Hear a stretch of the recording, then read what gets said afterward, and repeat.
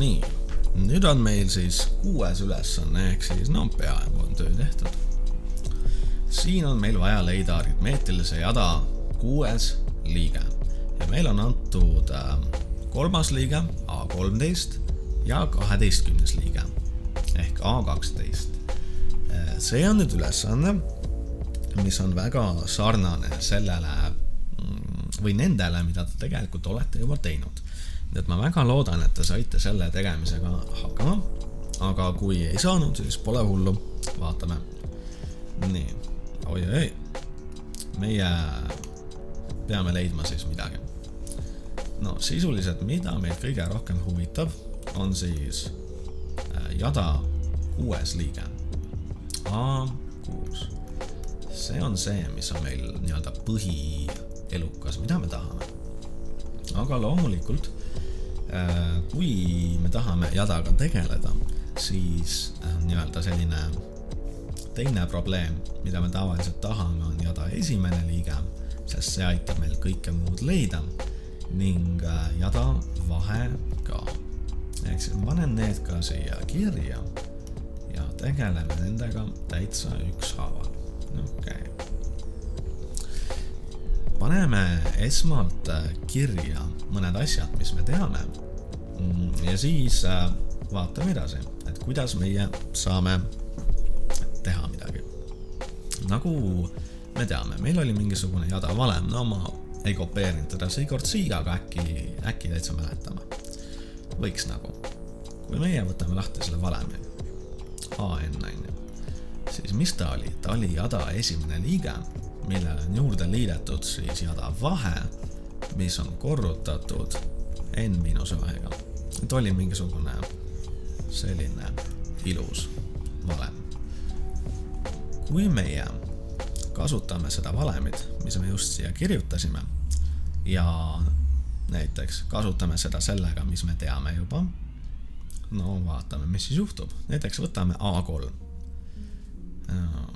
A3 ja kirjutame kraami, mis me teame.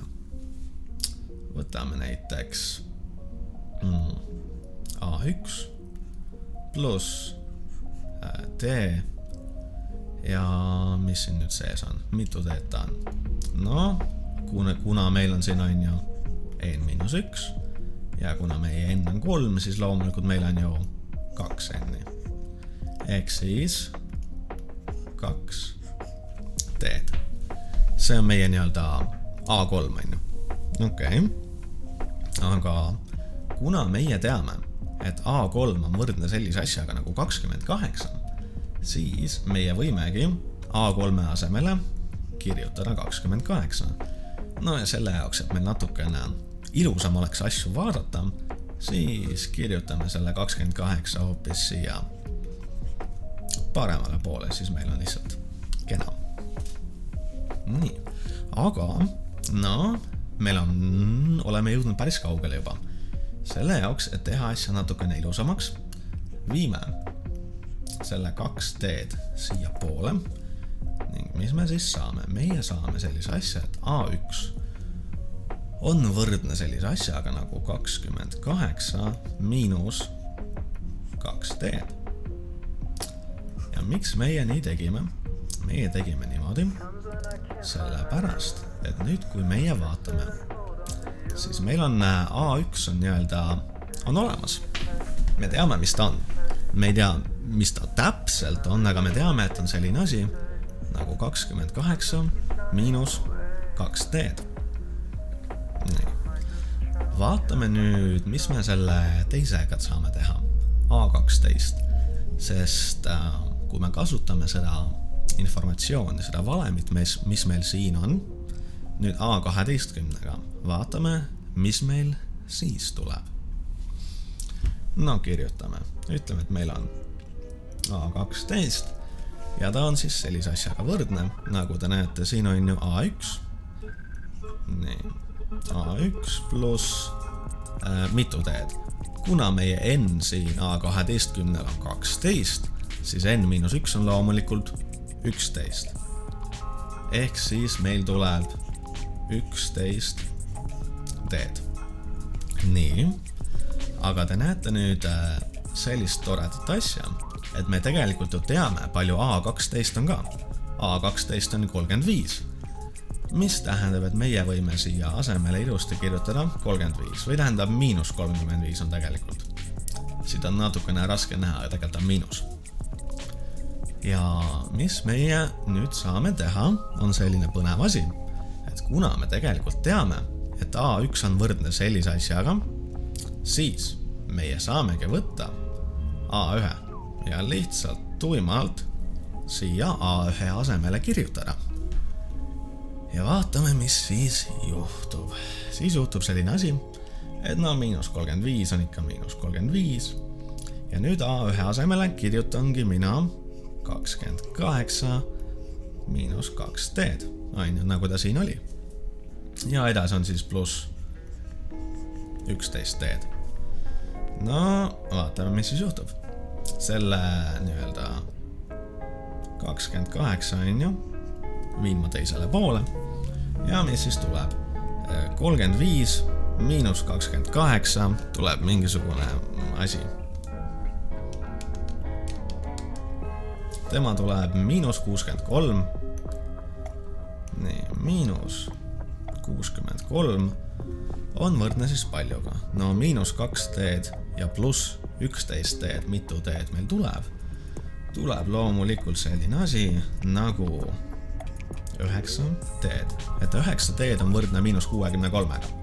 Ja kuna meid väga-väga huvitab tee, siis loomulikult jagame mõlemad pooled läbi sellega, mis meil siin DEC on ehk 9-ga.